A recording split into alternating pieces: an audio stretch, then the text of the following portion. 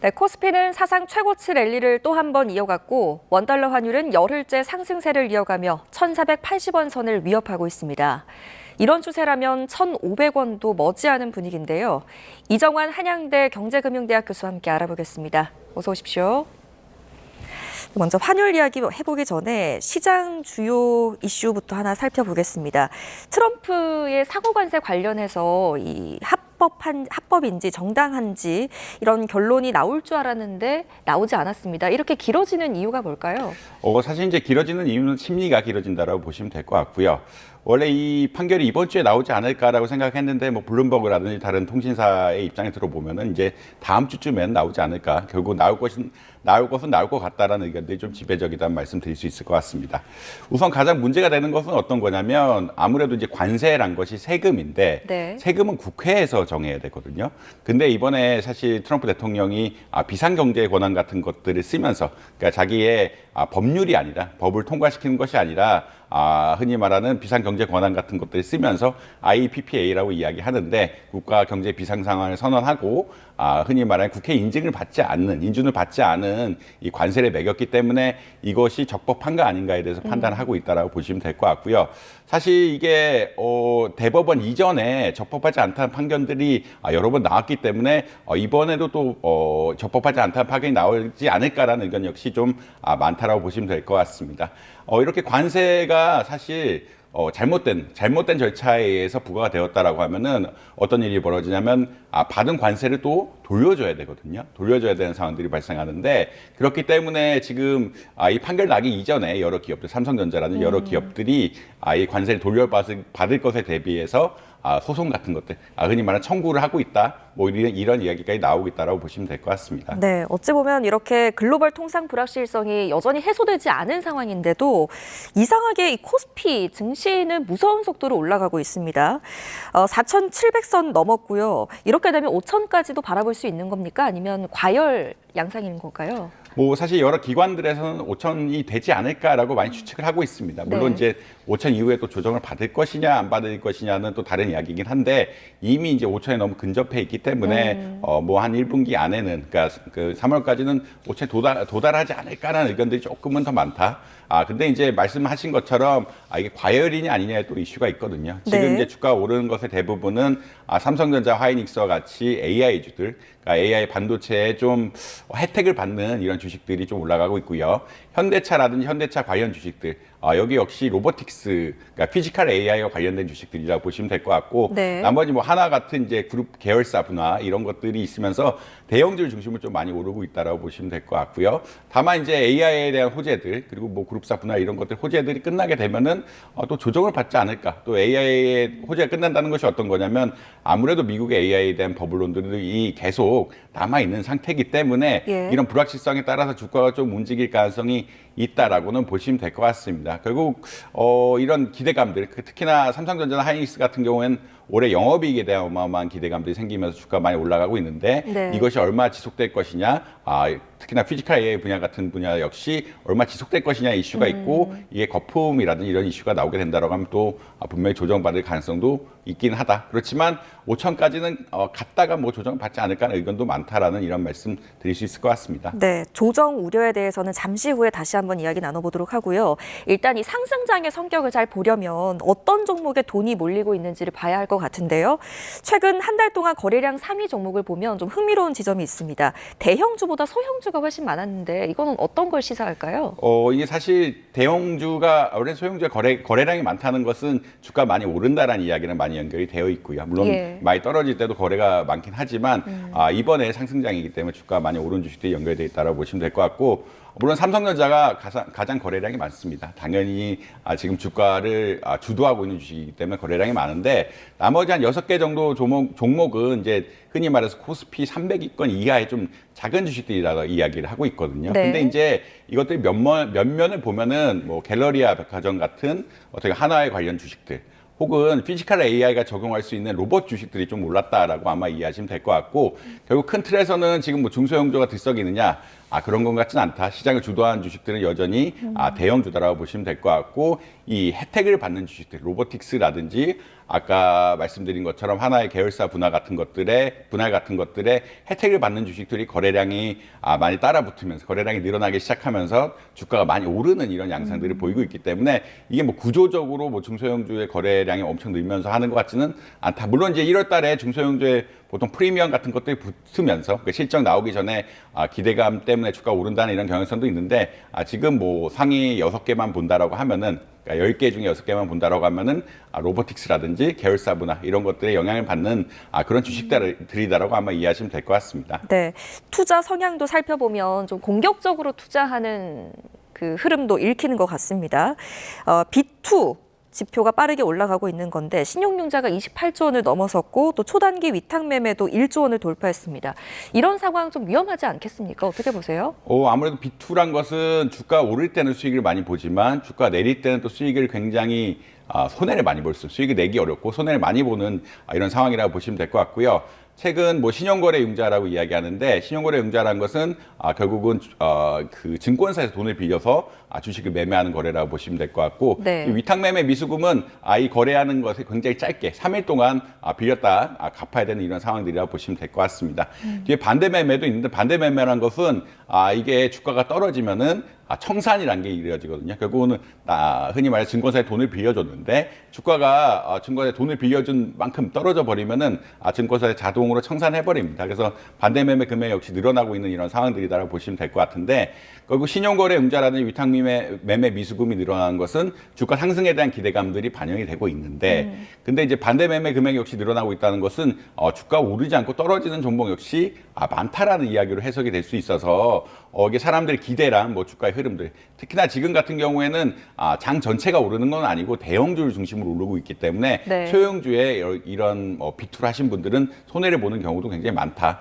이런 것들이 시장이 좀 어떻게 보면 시장 투자에 있어서 좀 유의해야 될 필요가 있다. 이런 말씀 드릴 수 있을 것 같습니다. 네, 이럴 때일수록 B2 빚을 내서 투자하는 분들은 조심하셔야겠습니다. 자, 이처럼 개인 투자자들이 좀 공격적으로 투자를 하고 있는데 반대편에서 베팅하는 세력도 커지고 있습니다. 공매도 잔고가 1조 원을 넘겼는데 곧 아까 말씀하셨던 곧 조정이 올 것이다. 이런 흐름으로 지금 또 이런 흐름이 커지고 있는다. 이렇게 해석해도 될까요? 사실 이제 공매도란 것은 투자자가 주가가 하락한다는 기대를 반영한다고 보시면 될 것 같고요. 사실 이제 코스피 지수가 이제 3,000도 사실 왔다 갔다 한 적이 엊그제 같은데 지금 4,000을 넘고 5,000을 바라보고 있는 상황이라 고평가에 대한 이슈가 분명히 있을 수밖에 없습니다. 그 이슈는 어떤 거냐면 뭐 한 사실 2년 사이에 1년 남짓 사이에 펀더멘탈이 어마어마하게 변하지는 않았는데 주가 지수가 이렇게 올라가도 되는 것이냐에 대한 사람들의 어떤 심리적 기대감이라든지 영업이익 대비 좀 주가가 많이 오른 것이 아니냐라는 이런 여러 가지 기대들이 형성이 되면서 주가 많이 오르면 오를수록 또 하락을 할 거다라는 공매도 역시 늘어날 가능성이 높다라고 보시면 될 것 같습니다. 아무래도 지금 전임 미답의 어떤 주가 지수를 보이고 있기 때문에 사람들의 어떤 투심 같은 것들이 투자 심리 같은 것들이 이런 쪽으로 흘린다 보시면 될 것 같고요. 공매도가 늘어나고 있고 신용매매, 흔히 말해서 그 B2가 늘어나고 있는 것은 사람들 기대감이 흩어지고 있다는 말을 또 드릴 수 있을 것 같습니다. 결국은 일부 측에서는 주가가 계속 오를 것이다. 일부 측에서는 주가가 계속 떨어질 것이다라고 이제는 떨어질 것이다라고 생각을 하는 어떤 미래 장애에 대한 불확실성이 커져 있다라고 이해하시면 될 것 같고요. 아무래도 그것은 지금까지 주가가 굉장히 많이 올랐기 때문에 그러니까 1년 사이에 주가가 굉장히 많이 오르다 보니까 이게 더 오르는 것인지 혹은 이제 떨어질 때가 된 것인지에 대해서 사람들의 기대감들이 조금 엇갈리고 있다라고 해석하는 것이 맞지 않냐 이렇게 생각을 하고 있습니다. 네, 열기와 경계심이 함께 커지고 있는 증시 시장 살펴봤고요. 시장의 또 다른 중요한 신호라고 할 수 있는 것이 바로 환율인데 환율이 지금 1,480원까지 왔습니다. 이렇게 되면 역시 1,500원 시대가 뉴 노멀이 되는 것이 아니냐 이런 우려가 나오는데 어떻게 보십니까? 아무래도 이제 정부에서는 1,500원 가는 것을 좀 부담스러워하고 있고요. 네. 계속 늘 나오는 것이 갑작스럽게 이렇게 환율이 많이 올라가게 되면은 경제에 큰 부담을 준다. 특히나 고환율 같은 경우에는 물가에도 영향을 많이 미칠 수가 있기 때문에 정부에서는 적극적으로 어느 정도 관리를 하는 이런 양상들을 보이고 있다고 보시면 될 것 같습니다. 물론 이제 아주 직접적으로 흔히 말해서 외환시장에 개입하는 것은 좀 어렵지만 국민연금이라든지 다른 투자기관들을 통해서 환해지를 하면서 좀 외화를 공급해 줄 수 있는 역량들이 있거든요. 그렇기 때문에 관리를 좀 할 것이다라는 기대감들은 분명히 있는 것 같고요.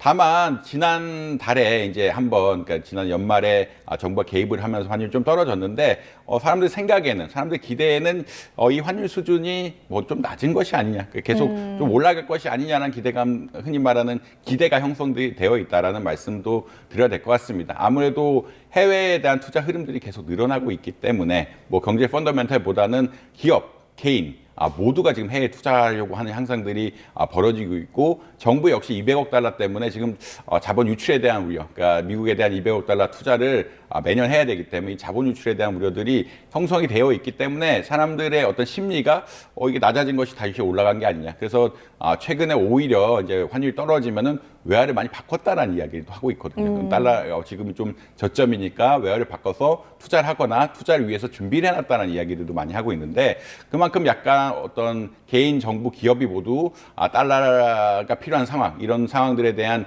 기대들이 형성이 되면서 환율이 조금 올라가고 있는 이런 양상들이다. 이런 말씀 드릴 수 있을 것 같습니다. 네, 또 한 가지 흥미로운 점이 환율이 이렇게 오르고 있는데도 주가도 함께 오르고 있다는 점이거든요. 보통은 반대로 움직이지 않습니까? 이런 흐름은 왜 이렇게 보인다고 생각하십니까? 사실 환율이 오르게 되면은 아무래도 우리나라 경제가 좀 어려움이 커지고 전 세계 시장의 불확실성이 커진다라는 그런 지수로 해석이 됐기 때문에 보통 그런 현상이 많이 발생이 되고 있는데 이번에 AI 상승장 같은 경우에는 SK 하이닉스라든지 삼성전자 영업이익이 굉장히 많이 늘고 있습니다. 네. 그러니까 영업이익이 는다는 얘기는 영업이익의 물론 전망치긴 한데 영업이익의 전망치가 는다는 얘기는 결국은 주가가 일부 반영해서 또 올라가야 된다는 이야기로 보시면 될 것 같고 이 영업이익의 전망치가 늘어난 것이 내년 내후년까지 그러니까 AI 반도체 인프라가 깔리고 피지컬 AI가 도입이 되면 될수록 늘어날 것이라는 기대감 때문에 주가가 오르고 있다라고 좀 보시면 될 것 같거든요. 현대차 역시 이제 제조업 분야에서 피지컬 AI 하겠다라고 하고 있기 때문에 주가가 오른 양상들이라 실적은 올라가고 있지만 이런 또 해외 투자에 대한 수요가 같이 올라가면서 달러의 환율하고 주가가 공동으로 올라가는 이런 상황들이 발생하지 않느냐 이런 식으로 해석은 할 수 있는 것 같다라고 아마 이해하시면 될 것 같습니다. 그래서 일반적으로 달러 환율이 오를 때는 경제도 굉장히 불확실할 때 많이 오르면서 주가에 부정적인 영향을 미치는데 지금 영업이익도 오르고 있는데 이런 것의 어떤 투자 흐름 자체, 그러니까 개인, 기관, 정부 그리고 기업들의 모든 투자 흐름 자체가 외국으로 흘러가다 보니까 환율도 오르고 있는 이런 양상이 보이지 않냐 이렇게 생각을 하고 있습니다. 네, 자, 이런 상황에서 미국이 한국 원화를 직접 언급하면서 메시지를 냈다는 점은 또 굉장히 이례적인 것으로 꼽히는데 시장은 또 이런 신호를 그냥 넘길 수가 없습니다. 미국 재무장관이 원화 약세가 한국 경제 기초와 맞지 않는다. 그러니까 환율 관리 잘하라 이런 신호로 우리가 받아들이면 될까요? 원화 약세가 안 맞는다는 이야기가 어떤 거냐면 한국의 네. 견고한 경제 시장과 맞지 않는다. 한국이 반도체 분야 같은 데서 수출 같은 것들이 많이 할 거기 때문에 환율 좀 떨어져야 되는데 이게 올라가고 있는 양상들이 좀 맞지는 않는 것 같다라고 이야기하고 있고요. 특히나 외환시장에서 변동성 자체는 투기 심리를 불러일으키기 때문에 적합하지 않다라는 이야기도 있습니다. 그 뒤에 이야기가 좀 빠졌는데 어떤 거냐면 이런 환율 변동성 때문에 200억 달러 미국 투자가 지체되면 안 된다라는 이야기를 쭉 하고 있거든요. 그런 이야기를 하고 있다는 얘기는 어떤 거냐면 결국은 이제 흔히 말해서 한국과 미국이 조약을 맺은 자체에 이제 외환시장의 변동성이 커지면 200억 달러 어떤 투자 같은 것도 좀 지연될 수 있다라는 그런 조항 같은 것도 조금 들어간 걸로 알고 있거든요. 예. 그렇기 때문에 이런 상황을 안정시키고 투자를 적극적으로 이행해라라는 이런 메시지로 해석하는 것이 바람직하지 않느냐 이렇게 이해를 하고 있습니다. 네, 어찌 보면 원화 약세 원인은 또 미국이 제공한 것처럼 보이는데 또 이런 신호를 낸다는 것은 모순적인 것 같다라는 생각도 들고요. 자, 이제 시선은 자연스럽게 한국은행으로 향합니다. 환율과 집값 이 두 가지 부담 속에서 오늘 금통위에서 어떤 결정 내릴까요? 아무래도 기준금리 동결할 것이라는 의견들이 지배적이고요. 사실 이제 기준금리를 더 내릴 것이냐에 대해서 의구심이 많은 것이 사실이다. 왜냐하면 경제 성장률 자체가 한 2%대로 올라가면서 한국의 중립적인 성장률이 올라왔고요. 그다음에 물가 수준 역시 그러니까 물가 수준은 굉장히 올라갔지만 물가 상승률 자체는 더 올라가고 있지 않은 크게 변하지 않은 상황이기 때문에 금리를 더 낮추는 것에 대해서 아까 앵커님 말씀하신 것처럼 외환시장이라든지 주택시장의 상황들 때문에 금리 낮추는 것에 자체에 대한 부담감들이 굉장히 많이 생겼다라고 보시면 될 것 같습니다. 그렇기 때문에 이번에는 사실 근데 또 금리가 오르게 되면 다른 투자 같은 것들이 위축이 될 수 있는 이런 상황들이라 아무래도 동결을 하지 않을까라는 의견이 지배적이다. 그리고 이제 한동안 동결이 가지 않을까라는 기대감들 역시 많이 형성이 되어 있다라고 보시면 될 것 같습니다. 네, 오늘 금통위 결정 지켜보도록 하겠습니다. 지금까지 이정환 한양대 경제금융대학 교수와 함께했습니다. 잘 들었습니다.